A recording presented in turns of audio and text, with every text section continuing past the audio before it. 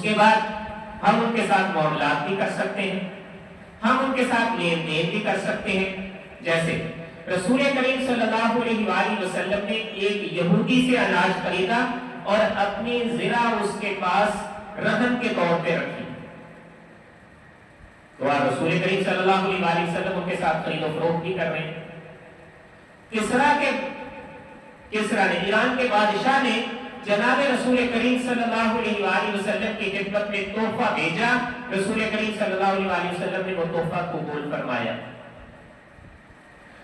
نجران کے عیسائیوں کا وفد رسول کریم صلی اللہ علیہ وآلہ وسلم کے پاس آیا، جناب رسول کریم صلی اللہ علیہ وآلہ وسلم نے انہیں نہ صرف ٹھہرایا، ان کی مہمانی کی، بلکہ مسجد نبوی میں ان کے لیے خیمہ لگایا، اور پھر ان کی عبادت کا وقت ہوا، وہ تھوڑے ششپن میں پڑ گئے کہ ہم عبادت کہاں کریں گے۔ رسول کریم صلی اللہ علیہ وآلہ وسلم نے انہیں مسجد نبوی میں ہی عبادت کرنے کی اجازت دی۔ اس سے یہ بھی پتہ چل گیا کہ وقت ضرورت ہمیشہ ایسا نہیں ہو سکتا، نہ ہمیشہ ایسے حالات ہوتے ہیں، ان کے لیے ان کی عبادت گاہیں ہیں، مسلمانوں کے لیے مسلمانوں کی عبادت گاہیں۔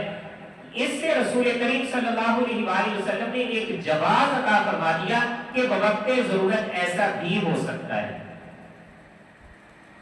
باقی اس کے بعد اگلی باتیں ہیں، کیا ان کے ساتھ بیٹھ کے کھانا پینا ہو سکتا ہے، کیا ان کے ساتھ نکاح ہو سکتا ہے؟ اس کے لیے بھی قرآن و حدیث نے بڑی وضاحت کے ساتھ دیکھیں۔ پہلے میں نکاح کی بات کر لیتا ہوں۔ اللہ تبارک و تعالی نے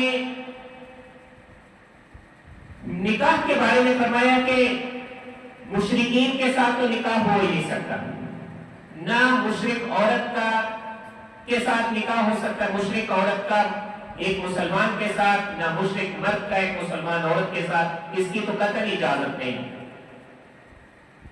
اللہ تبارک و تعالی نے اہل کتاب کہتے ہیں یہودی اور عیسائی، ان کے ساتھ نکاح کرنے کی اجازت دی ہے، وہ بھی عیسائی عورت کے ساتھ یا یہودی عورت کے ساتھ۔ اچھا، اس بات میں نا لوگوں کو بہت غلط فہمی سی ہو جاتی ہے۔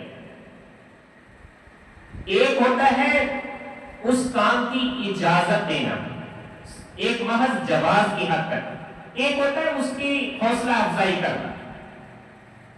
یہ والا جو مسئلہ ہے نا، یہ جواز کی حد تک ہے کہ اگر کہیں کسی مسلمان نے کسی عیسائی عورت سے یا کسی یہودی عورت سے شادی کر لی، ان کا شادی کے بندھن